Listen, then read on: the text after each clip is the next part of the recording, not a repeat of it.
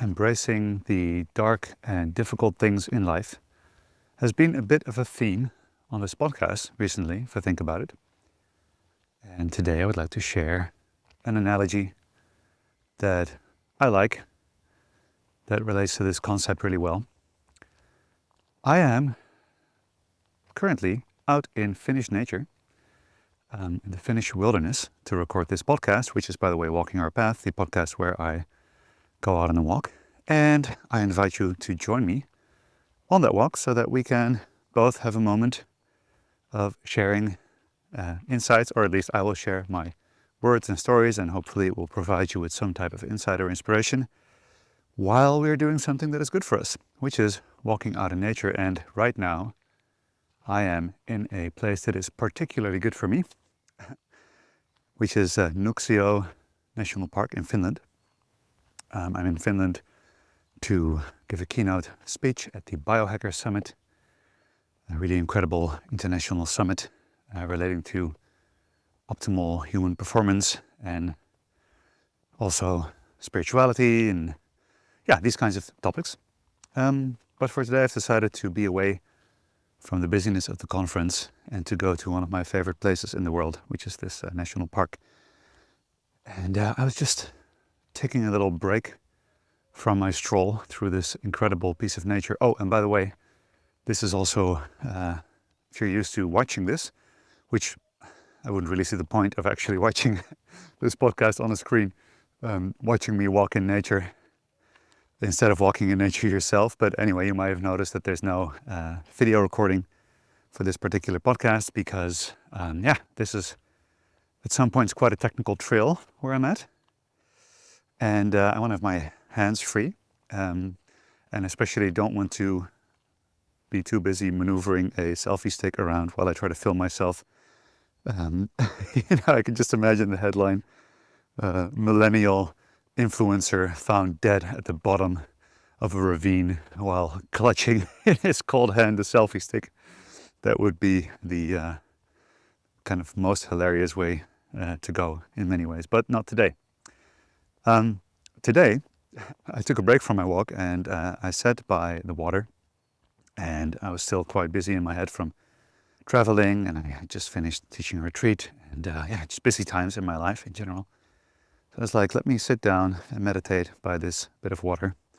And slowly I started to notice more and more, just notice, that's kind of my meditative practice, just noticing the moment as it is without trying to change anything or judge anything, just to enjoy that moment. And then I noticed a beautiful flower growing on a green leaf on the water, which there was a yellow one, which is, I guess, a water lily. And there was a flower which might be a lotus. I don't know if they grow here. My biology knowledge doesn't stretch that far. But I saw something that really resembled a lotus. It was a beautiful white flower with lots of petals in a circular shape with, I think, a beautiful pink color in the middle of it. And it was floating on the water. And probably a meter or two above the bottom of this lake where it was planted. And it reminded me of this Buddhist saying of no mud, no lotus. And this is, I think, a really beautiful integrated analogy for the desired and undesired things in life. And to acknowledge and integrate the experience, or at least the understanding, or maybe the concept, if it's not that alive for you, that without the mud, this beautiful lotus flower would never have been able to grow.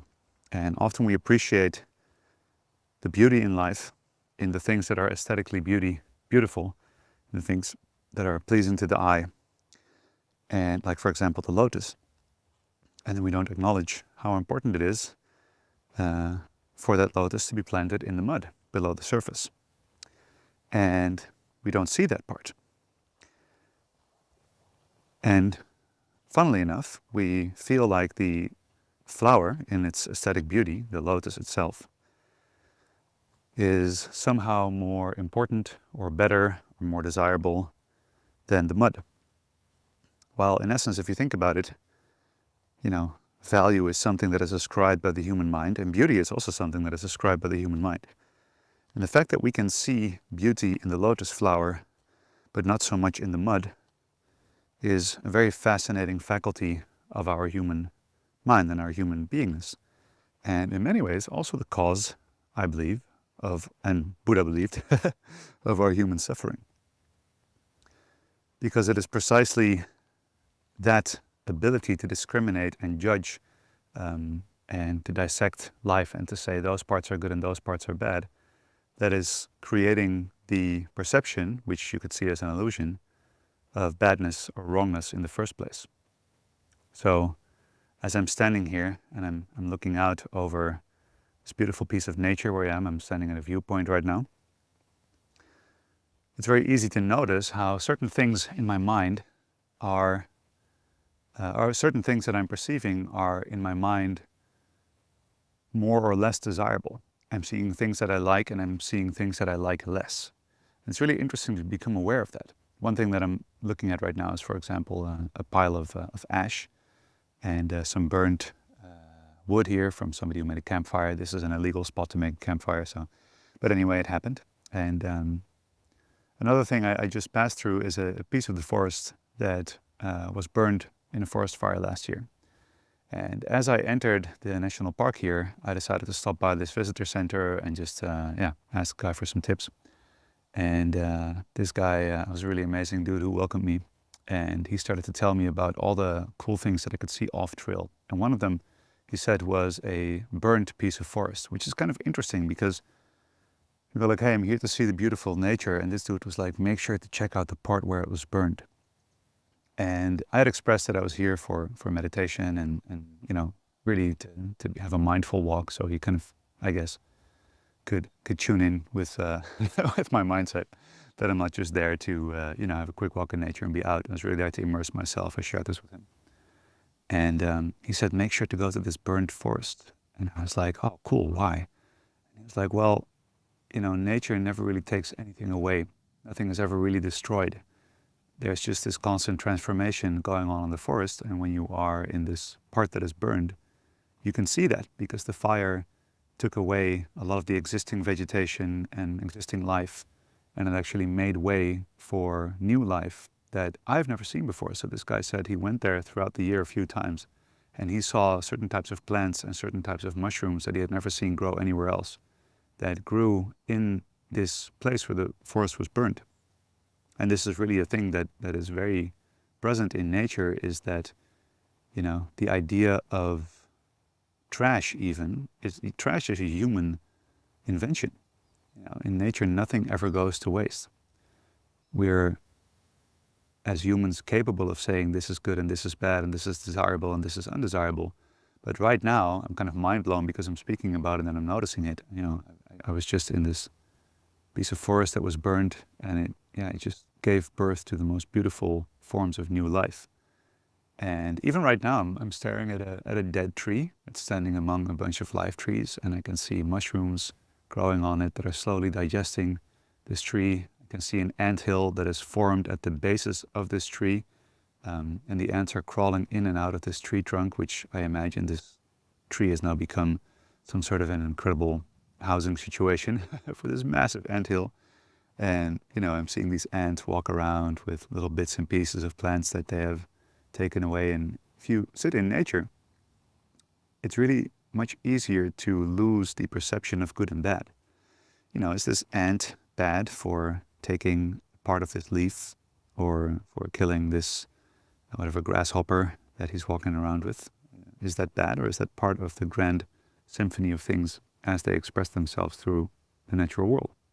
So I know this is all very metaphysical, philosophical things, but these are the kinds of things that we sometimes need to connect with and to acknowledge that we are not separate from this, but that we spend our lives going, oh no, I want the lotus flower.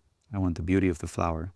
I do not want the cold, dark, smelly mud below the surface. And I'll invite you to think about, your life and the path that you've walked so far, and look at all the flowers that you have in your life. What are all the lotus flowers that you are carrying in your life right now? all the things you're proud of, the things you're grateful for, and then just do a little experiment, maybe an inner questioning, an awareness practice, a meditation on how you got to those things. Where did you get all of these incredible gifts from, your talents, your insights, and how many of those things started in a cold or dark or more difficult place, or were born, without having this inherent beauty already there, but it was something that you had to work for. Because this is kind of how this lotus flower grows, is that, it is seeded, planted, so to say, in a very dark place. It's very cold, it's below the surface, there's not a lot of light. And this in general is pretty incredible about seeds being planted, is that we all know that they grow towards the light. But they're planted in a place where there is no light. I don't know if you've ever thought about that, but I have. If you plant a seed, it has no perception of where the light is. And it figures out how to grow towards the right direction to find the light. Now, of course, the biologist in me says, like, well, the topsoil has a little bit more sun shining on it, so there's more warmth in the direction that this seed needs to grow to, so it might be responding to the warmth, or there might be more oxygenation in the top layers of soil, so it might be following the amount of oxygen. But, let's not make it too materialist. It's just really incredible to think that almost every seed, starts in the darkness, and then it somehow figures out its way through some kind of a primordial trust or surrender. It just starts growing because it's the only thing that it knows to do. And then it grows through the darkness and through the dirt, and then it finds the light, and it finds its way to growing into this beautiful form that might be, the oak tree or the flower or whatever it is. And it reminds me of this other quote that I heard, and I can't remember who it's from, so I apologize for not properly referencing the creator of this beautiful quote. But it said, if you find yourself in a very, very dark place and you think you've been buried, maybe you've been planted. So, I think this is just a really beautiful meditation, a really beautiful consideration to look at all the amazing flowers in your life, the lotuses in your life, the sparkly things, the nice things, the desirable things. And if you kind of walk back the timeline of your life, maybe you can see that many of these things started maybe out of a crisis, out of something very scary, out of a lot of pain, out of difficulty. And through your ability to just keep going and keep growing towards the light, you were able to transform those moments into the flowers, the very desirable things in your life. And like an example, for example, is the last 5 days I was facilitating a retreat, a breathwork facilitator training, where we spent 5 days going really deep on nervous system regulation, but also understanding trauma and understanding human behavior and how we make our choices and how we direct ourselves and how we can gain more conscious control over this. And part of that is kind of explaining how, certain patterns arise. And a lot of the patterns that create what we call our identity, our ego, it's also called, they were created in response to something that was difficult in life, generally. A moment of unsafety, for example. And one thing that I see a lot in my work and also in my own life, but especially in the field of coaching and healthcare, where of course I work a lot, I see people who have once in their life encountered such a profound unsafety, such a disharmony in their personal life. So as a child, maybe a parent left, or there were fights, or people who were born in war-torn areas and who experience such a profound unsafety and inability to regulate themselves, that from there they have grown into people who truly and deeply understand what it is to feel safe, to feel unsafe, and through that how to create a safe environment for others. So these incredibly talented coaches and professionals that I work with, they have these beautiful abilities to be empathic, to hold eye contact with someone in a way where they just feel seen, to feel into another person's needs and cater to it, to say exactly the right words in the right time, like these beautiful qualities of human beingness that translate really well in the coaching and caring professions. If you look at one reason why they've cultivated that so much is because they have felt the exact opposite of that at some point in their life. And many of their incredible skills and qualities and positive traits that they are now turning into beautiful work in helping and holding space for others were actually born in, so these beautiful lotus flowers have been born in the dark, cold, scary mud of their own traumas, their own problems, their own challenges. And this overall has been one of the most inspiring things that I've seen in my life, is to see people who've been through the absolute worst. And trust me, I've heard some pretty incredible, heavy stories from people. I used to work as a guidance counselor in school, or that was like part of my role in the school as a science teacher. These kids would tell me their stories, and they were just the most heartbreaking stories. Pretty much most of the worst things you could imagine happening to a person. I've heard that person, the child, tell me about those experiences directly from their experience, and it was heartbreaking in many ways. And through that, I also got to see the lessons they got from it, and the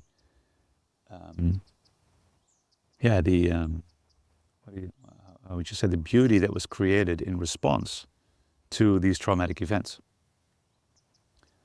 And I wouldn't wish these horrible events on anyone, but the development, the insight, the beauty that was creation in response to it, I would wish on anyone. I wouldn't wish any life form to be thrown into cold, dark mud without knowing where to go or where to grow. But at the same time, I would wish the beauty of the lotus upon everyone. Yeah, so this is a very interesting kind of spiritual principle in a way that really helps me, like this meditation really helps me to get in touch with whatever's going on in my life now that I'm resisting or that I find undesirable. Because life is not linear. It's not like we once are planted in the mud and then we grow out to be a lotus and that's how we, how we continue. Instead, of course, life happens in recurring cycles and in random events and maybe synchronicities, or however you want to look at life. Either way, whichever lotus flowers you've already grown in the mud of your past, there's a good chance that there will be more mud, there will be more difficult times. And you might be on the precipice or in the middle of something very difficult that you would never want to happen into you. This thought helps me find solace in my life. If there's something that happens that I have a really difficult time with, or there's a change that I'm resisting that I don't want and I can't change it, then it helps me to think that, maybe this difficult phase is like being planted back in the mud, and I have another opportunity to grow that back into the lotus. Or, if you imagine the forest, this forest that I'm sitting in, or this part that I was just passing through that had been burned, as that forest was burning, I was definitely resisting it, It was trying to survive. And lots of trees and plants and animals have ways of surviving a fire. But as I'm saying this, I'm actually remembering that the guy who told me about this burned part of the forest, he said that from hundreds of kilometers around, there are certain insects and birds that could smell the fire, and that came from all of these places from hundreds of kilometers away, and traveled all the way to this burning forest because they knew that there was an opportunity for them. And I mean, whether they actually knew cognitively is, of course, but anyway, these animals are drawn to the smell of the fire because there's something there for them. There's an opportunity there for them. So if you see a beautiful forest burn, you might be like, man, I definitely don't want this to happen. And this also happens in life, if you're standing in the middle of the flames of loss, grief, death, divorce, pain, disease, all the things that we obviously, for good reasons, want to avoid.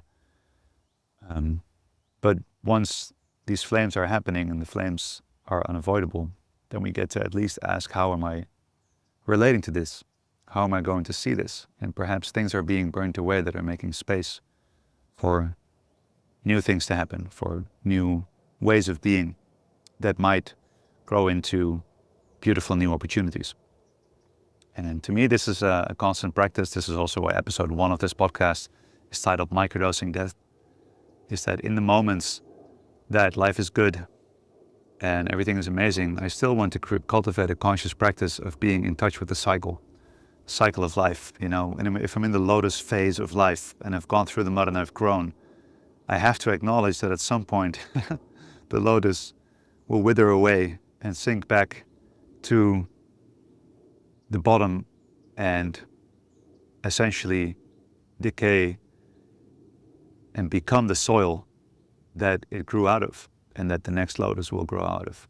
And this is what they call in Vedic thought, and in Hinduism they call it samsara, the cycle of life and death, death and rebirth.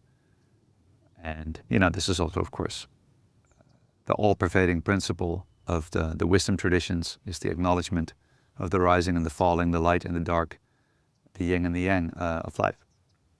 And I think this is, for me, it's been a profound spiritual practice that has translated in many practical ways to be in touch with the ever-changing nature of everything.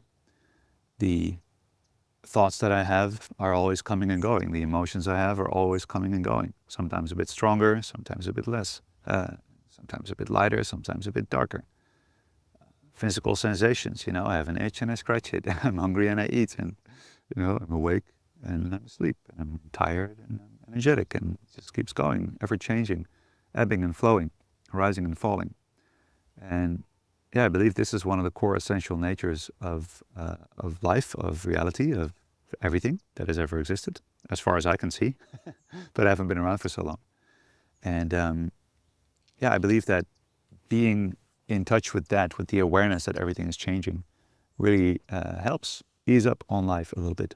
Because I think the biggest illusion that we've been kind of conditioned or sold to believe is that there's such a thing as a constant, Is this promise of like, oh, but, if you work really hard and you do your best and you do everything you're supposed to do, then life will be good and you'll get to some magical place where life will forever be good, like some eternal lotus flower. And, depending on which spiritual tradition you're from, this is also what has been told to us about like heaven or hell, like at some point there's going to be a final verdict and you're going to be either in the eternal good place or either in the eternal bad place. And then, lots of people, including myself at some points in my life, have then dedicate the present moment where everything is constantly changing and happening, and where all things are present. We're basically sacrificing this for this idea of some type of eternal reward, some type of great feeling, like if I just keep working on myself, just heal this one more trauma, then I'm going to be enlightened, If I just do enough of the good things, then I'm finally going to get the approval or the love or the satisfaction that I've always yearned for. And it's, I think it's a trap. I think it is one very effective way to not be in the present moment where all of these amazing things are. But once you're in the present moment, you're going to have to acknowledge that there might sometimes also be darker things, because the mud and the lotus exist at the exact same time. They're dependent on each other. All right, that was a very philosophical talk. I think it's just this beautiful Finnish nature that is bringing it out of me. So I hope that was useful, and I hope you're having an absolutely wonderful day, a wonderful walk outside. I actually ended up sitting down on a rock, enjoying this view. So I didn't have much of a walk, but I've been walking all day and I will continue my walk, and I might even record another episode here.